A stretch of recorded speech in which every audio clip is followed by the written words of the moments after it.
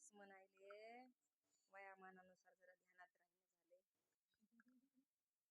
गोड सुंदर ती माय आणि तो बाप सगळं काही करतो तो तुमच्यासाठी माझ्यासाठी, स्वतःसाठी कधीच काही करत नाही. उपकार मांडले तुमच्या समोर. चला समोर गेल्याच्या नंतर उपकार जर पाहायला गेलं तर परोपकाराय वहंती नद्या, या देशातली गंगा तुमच्यावरती माझ्यावरती उपकार करते. काय करते तर ऐका, गंगेचं साध्य असतं समुद्राला जाऊन मिळणं. बरोबर आहे? तुमच्याकडं कोणती आहे गंगा जवळ? गोदावरी आहे बापा, जवळच आहे. भरमसाठ पाणी आहे तुम्हाला. येताना पाणी केळी हो ना बापा, आम्हाला कोणीच नाही दिली हो खायला, काय कामाची. बरोबर आहे माया हो.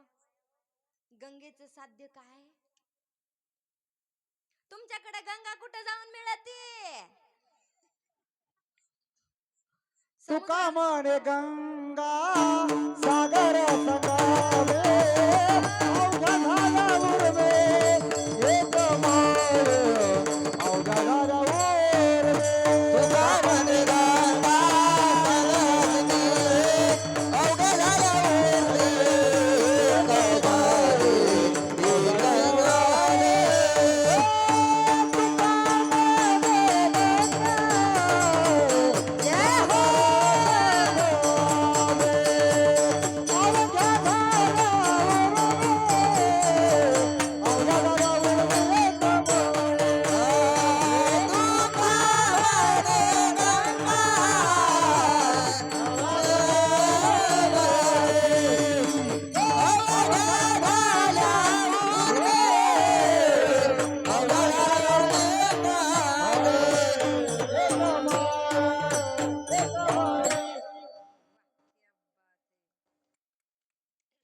एक माय पाहिजे तसं प्रमाण परफेक्ट बसला. तुका म्हणे गंगा सागर संगम, सगळ्या गंगा सागराला समुद्राला जाऊन मिळतात. मा असे इथे समोर हे लेकर बसलेले असतात. याला विचारलं म्हणलं शाळा शिकवलं असं नाही तर घरी तरी कोणीतरी सांगितलं असं. म्हणलं गंगा कुठं जाते? ती म्हणजे आमच्याकडली वढ्याला जाते. वढ्याला जाती. तुमच्या इकडली कुठे जाती काय माहिती, तुमचं तुम्हाला माहिती. लय अवघड असते. लेकर समोर असली की आमच्यासारख्या महाराज लोकांना असं सांभाळून कीर्तन करावं लागतं. ते कधी काय बोलतील सांगता येत नाही. एकाने मला विचारलं म्हणे ताई सगळ्या महाराज लोकांचं मी ऐकलं म्हणे स्त्री एक शक्ती आहे. हा, स्त्री एक शक्ती आहे, मग पुरुष काय? एकाने मला प्रश्न केला. मी म्हणलं घरी जाऊन फोन करून सांगते, तुझा नंबर दे. अख्खे ग्रंथ पालटली मी. नामदेवरायाचा काढला, तुकोबारायाचा ग्रंथ काढू काढू काढू काढू येईच ना मला. मग नंतर विचार केला, त्यालाच फोन केला. म्हणलं सांग बाबा काय काय? स्त्री एक शक्ती आहे, पुरुष काय? म्हटला पुरुष हा सहन शक्ती आहे. जेव्हापासून त्याचं लग्न होतं तेव्हापासून सगळं त्याला सहनच करावं लागतं. मी म्हणलं याला जवळून अनुभव आलाय गड्या. घरात होत असून बिचारेला काय, आपल्या गावातली नाही दुसरीकडलं सांगायले मी. हा असं आहे. समोर म्हटलं ताई जाऊ दे, हे नाही तर नाही, मला सांगा म्हणे अशी एक गोष्ट आहे ती, एक स्त्री आणि एक सूर्य दोघांकडे एकटक पाहताच येत नाही. म्हणलं कस काय? जमतच नाही म्हणले. अहो कस काय? सांग मला, सांग म्हणलं, प्रश्नाचं उत्तर सांग म्हटलं. त्यांच्याकडे पाहिलं की डोळ्यातून पाणीच येतं. येतं का तुमच्या गावात? येत नाही माया हो. हसल्या नाही याचा अर्थ येत नाही, काही काहीला कळालंच नाही. असंच गेलं वरून. आता ज्यांना जवळून अनुभव आहे त्यांना कळालं असं डोळ्यातून पाणी काय येतं. विठ्ठल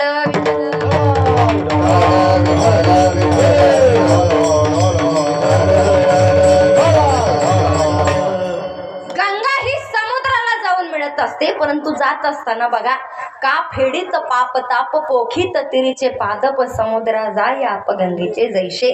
ती जात असताना कळीकाडच्या वृक्ष वेली झाड फूल पक्षी प्रत्येकाला पाणी देत देत देत देत समुद्राला जाऊन मिळत असते. एवढंच नाही, ती विचार करत नाही हे झाड आहे, हा पशु आहे, हा पक्षी आहे, हा प्राणी आहे, हा नर आहे, मादी आहे, हा या जातीचा आहे, तो त्या जातीचा आहे, कसलाही विचार करत नाही. ती मात्र प्रत्येकाला पाणी देत देत देत समुद्राला उपकारासाठी जन्माला आले. ती उपकार तुमच्यावरती माझ्यावरती करते. एवढंच नाही, ही जर गंगा एखाद्या तीर्थक्षेत्रावरती जर गेली, साधेनं वाचन जरी म्हटलं तर दोष निवारण करते. वाचे म्हणता गंगा गंगा, वाचे म्हणता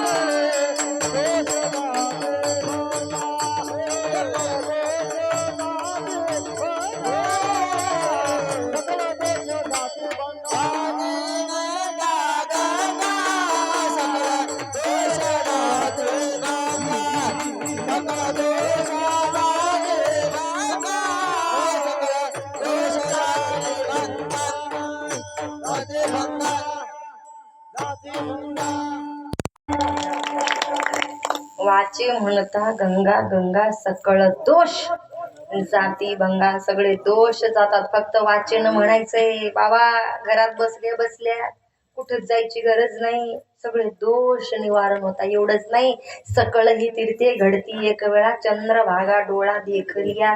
चंद्रभागा फक्त डोळ्यानं पाहायची. पाहिली ना बाबा चंद्रभागा? कुठं आहे बरं? पंढरपूरला आहे. माया हो, चंद्रभागा कुठे? चंद्रभागा असं का? माग आहे का चंद्रभागा एखादी? आपल्या गावात असन की? हा, बोलणारी चंद्रभागा आहे का? माय जमलं की मग आता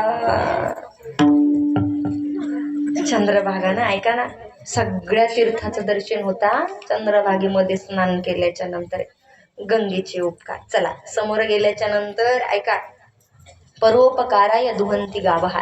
या देशातली गाय तुमच्यावरती माझ्यावरती उपकार करते. काय करते? ती तिचं दूध देते, शेण देते, गोमूत्र देते आणि कातड सुद्धा तुम्हाला आम्हाला देते. उपकारासाठी जन्माला आली ती गाय तुमच्यावरती माझ्यावरती उपकार करते. दूध देते, सर्वप्रथम दूध देते. दुधाचा काय उपकार? एखादं बाळ जन्माला आलंय, लक्ष द्या माझ्याकडं, एखादं बाळ जन्माला आलंय, जन्माला आल्याबरोबर आई मात्र आता जिवंत राहिली नाही, प्राण सोडून गेली, जीव सोडून गेलेली आहे. आता मात्र ते बाळ कसं जगतंय सांगता येत नाही. गाईचं दूध आणा आणि त्या छोट्याशा बाळाला पाजा माय बाप, ते जिवंत राहील. आजही बरेचसे उदाहरणं पाहायला भेटतात. गाईच्या दुधामधली ताकद, तिला माय म्हणतात म्हणून तर गाईच्या दुधामधली ताकद आहे. चला समोर गेल्याच्या नंतर गाईचं गोमूत्र काय कामाचं? तर ऐका, ज्या ज्या व्यक्तीला कॅन्सर झालाय, पोट दुखी आहे, बिमार आहे, आतड्याची बिमार आहे, त्या व्यक्तीनं अनुष्या पोटी उठावा. उठल्याबरोबर अनुष्या पोटी सकाळी सकाळी कपभर गोमूत्र गाईचं प्यायचंय. सगळ्या काही बिमाऱ्या नाहीशा होतात ही ताकद गाईच्या गोमूत्रामध्ये. समोर गेल्याच्या नंतर गाईचं शेण काय कामाचं? आता शेण मिळना झालंय, गाई कमी झाल्या, बरोबर आहे बाबा. आता शेण राहिलं नाही. पहिला काळ असा होता, पहिल्या काळी अंगणामध्ये सडा सारवण करावी लागत होती, बरोबर आहे का पांडुरंग महाराज? हा, बरोबर आहे ना? हा, पहिला काळ असा होता, अंगणामध्ये सडा सारवण करावी लागत होती आणि आपल्याकडे जनावर सुद्धा असायचे. आता जनावर राहिले नाही, जनावरांनी जनावर खाऊन टाकले. कळालं का? आलं लक्षात? माना हल्ल्या याचं लक्षात आलंय. थोडक्यात शंकर महाराज लय हुशार आहे तो गावची लोक, एवढी हुशार कळत यांना. आताच्या जनावरांनी जनावर खाल्ले. ताई काय म्हणताय हो तुम्ही? वैशाली ताई चुकीचं आहे तुमचं. माझं काही चुकीचं नसतंय, मी तर राहून बोलायले काहीतरी असेल तेव्हाच बोलते ना. जनावर कसे खाल्ले? आजच्या जनावरांचा जर विचार करायला गेलं माय बाप हो, पहिला काळ होता बाबा. आता हे फेट्यावाले टोप्यावाले वयस्कर असणारे बाबा, मलाही थोडं थोडं असं कळतं. साधा चहा जरी प्यायचा, टपरी मिळत नव्हती, टपरी चहाची 50-50 100-100 किलोमीटरवर जाईपर्यंत भेटत होती बाबा, नव्हती भेटत. पण आता 1-1, 1.5 किलोमीटर वरती धाबे झाले, धाबे. आणि धाब्यावरती जनावराचं कापल्या जातं, आणि जनावराचं कापल्याच्या नंतर त्या जनावराचं दुसरे जनावर जाऊन खातात. म्हणूनच तर म्हटलं जनावराचं खातात. आणि या जनावरांची मजाल तर इथपर्यंत झाली, इसले इतके नालायक झाले मायबाप होय. जागा तशी नाहीये, परंतु आमच्यासारख्या कीर्तनकारांवरती अशी जबाबदारी पडली, एकमेव अशी कीर्तनकाराची आहेत की सगळ्यांना एकत्रित आणू शकतात. सप्ताह असा आहे की सगळे एकत्रित येऊन सगळे काही कार्य करतात. 100 जरी नाही सुधारले बाबा, 1 जरी सुधारलं तर बस झालं. 1 जरी सुधारलं तर आमच्यासाठी खूप झालं. आताचा काळ जर पाहायला गेलं तर तिथं कोंबड्याचं कापतात, बकऱ्याचं कापतात त्या धाब्यावरती. अरे बकऱ्याचं खाता, त्या बकऱ्याला त्याला माय कळत नाही, आणि तुम्ही त्याचं खाता.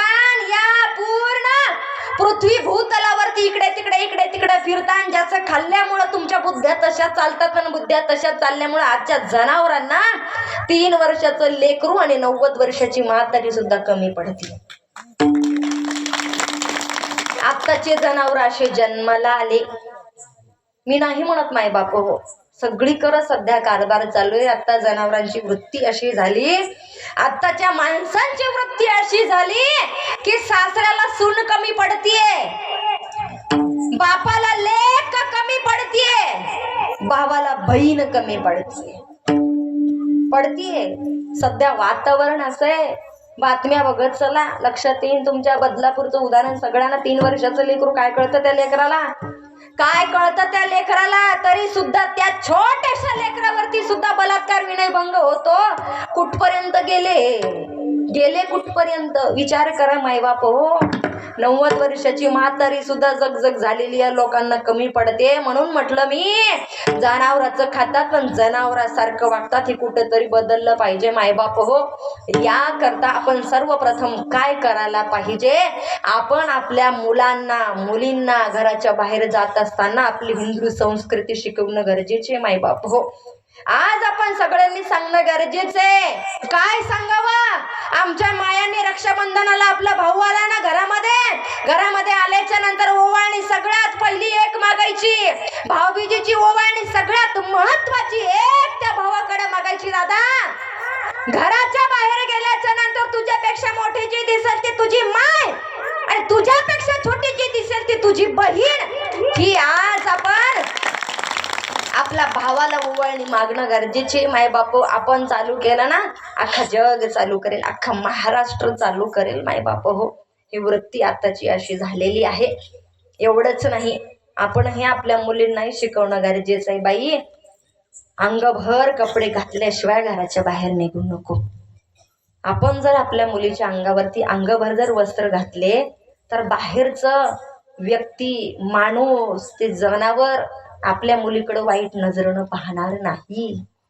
परंतु आपली मुलगी तत्र निगतीवर तोंड करून, हे तरी थांबलं पाहिजे माया हो. मेमोडियम समाजाच्या लोकांच्या त्या बायांवरती, त्या स्त्रियांवरती कधीच बलात्कार होत नाहीत होत. बलात्कार होतात आपल्या हिंदू धर्मांवरती, आपल्या हिंदू धर्मीय मुलींवरती बलात्कार होतात. त्या मागचं कारण सुद्धा तुम्ही आम्ही मायबाप हो, दुसरं कोणीच नाही. आपण आपल्या लेकरांना शिकवणं गरजेचं आहे. घराच्या बाहेर जाताना अंगभर वस्त्र घाल पोरी, नंतर घराच्या बाहेर जा, हे सर्वप्रथम आपण सांगणं गरजेचं आहे. विठ्ठल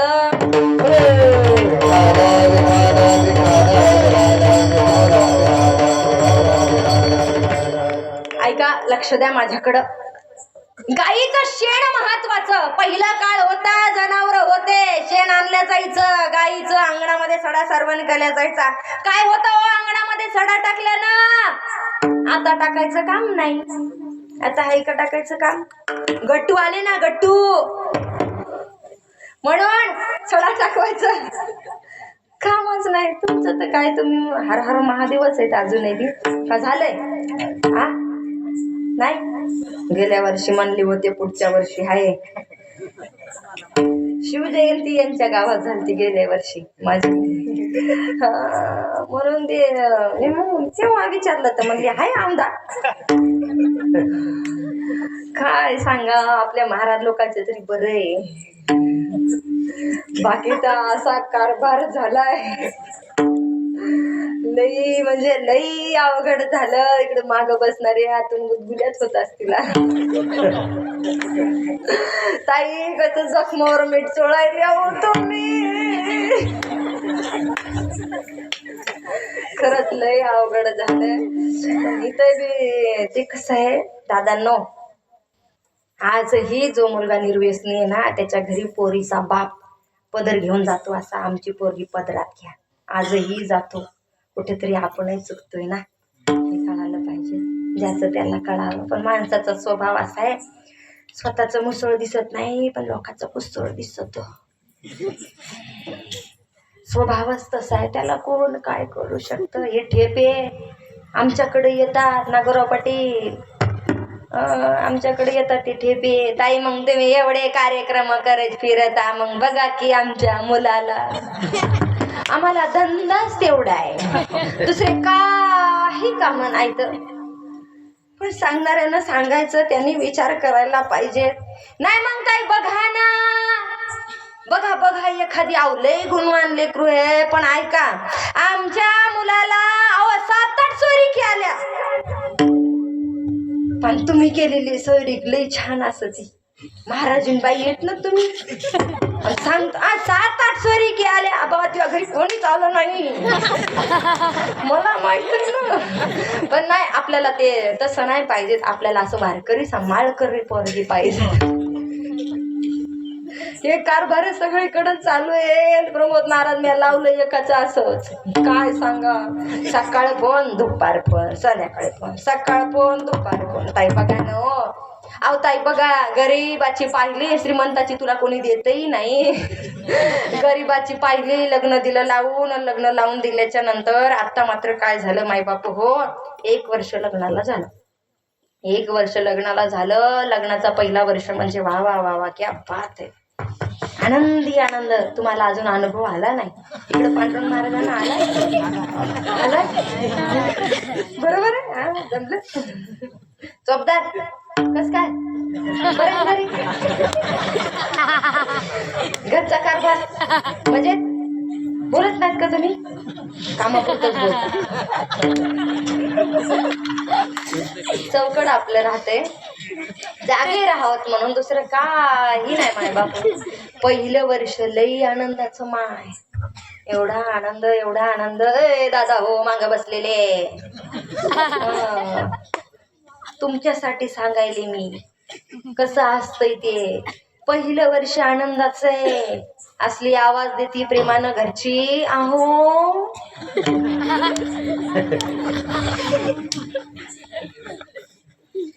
जेवायला चला,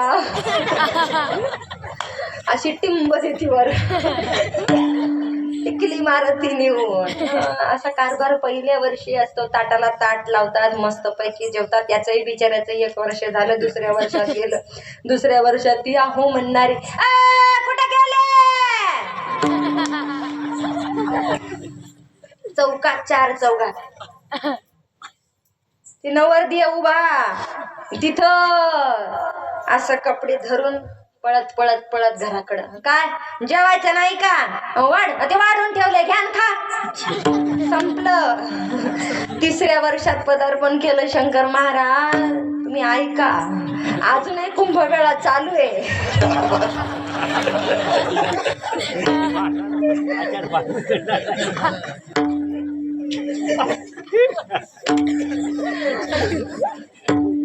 राग येऊ नका. दादा नो, ती वर्षाचं ऐका. आहो वरची आय वरती येते आय वरची कुठे गेले मा या माणसाला तर काय डोसका किसका हाय का नाही. अहो या या या गिळायचं नाही का. संपलं खलास झालं सगळं काही हे मागच्या दादांना सांगायले दादा कुंभमेळा अजूनही बाकी आहे. काही नाही एकच काम करायचं भगवी रुमाल घ्यायचे आणि कंबरेला बांधायचे आणि हर हर महादेव एकच उपाय माय बापो तेवढाच करायचंय. झाले 3 वर्ष याच्या लग्नाला काय बघायले माझ्याकडं जरा वेळ कमी असल्यामुळं फास्ट समोर नेलं सगळं. 3 वर्ष झाले मग मला फोन वैशाली ताई हा बोला ते असं असं तसं तसं मी म्हणलं फक्त लग्न लावायचं ठरलं होतं. पुढचं तुमचं तुम्ही पाहून घ्या. आता मला का कॉल केला की माझं एवढं वाईट कोणी नाही. म्हणलं ठीक आहे मग आता करायचं काय. बिचाऱ्याने सासऱ्याला फोन केला मार्मिक आहे लक्ष देऊन ऐका. सासऱ्याला फोन केला आणि फोन केल्याच्या नंतर आता मात्र सासरी बुवा हॅलो सासरे बुवा बोला की जावाय बापू. ओ सासरे बुवा हा बोला ना बोला बोला काय म्हणता. सासरे बुवा तुम्ही दिलेलं फळ कडून निघालो. सासरे बुवाने उत्तर दिलं इकडून म्हणले त्या कडू फळाचं अख्खं झाड माझ्या घरात आहे. ज्याला कळालं त्याला कळालं बाकीच्याचं अवघड आहे. ज्याला सवय कडू फळाची त्याला समजेल. विठ्ठल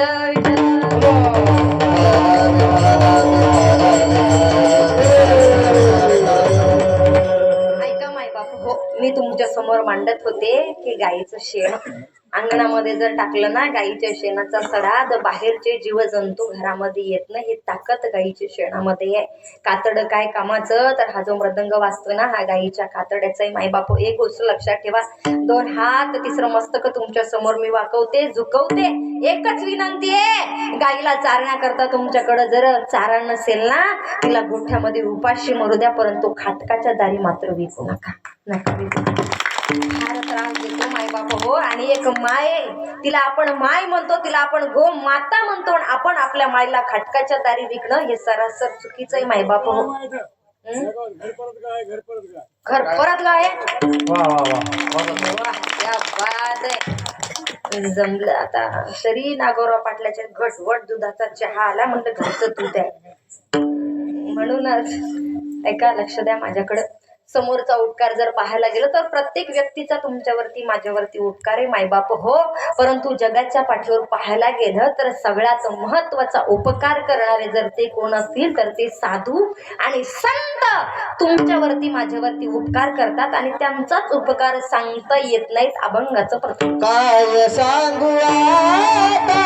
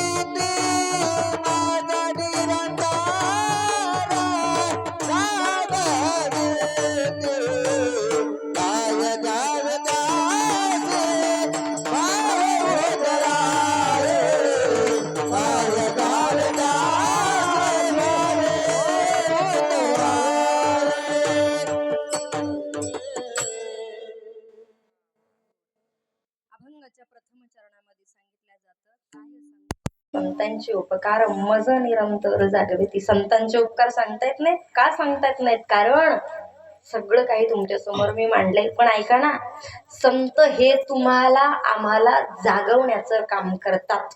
लक्षात नाही का? संत झोपलेल्या माणसाला जाग करण्याचं काम करतात. कुणी केलं हो? एका मायबाप हो. तुम्ही आम्ही सर्वसाधारण माणसं. आता जरी आपल्याला वाटतं आपण जिवंत आहे, जागे आहेत, परंतु आपण अजूनही जागे झाले नाहीत. जोपर्यंत संतांच्या संगतीमध्ये माणूस जात नाही तोपर्यंत माणूस हे जागा होत नाही.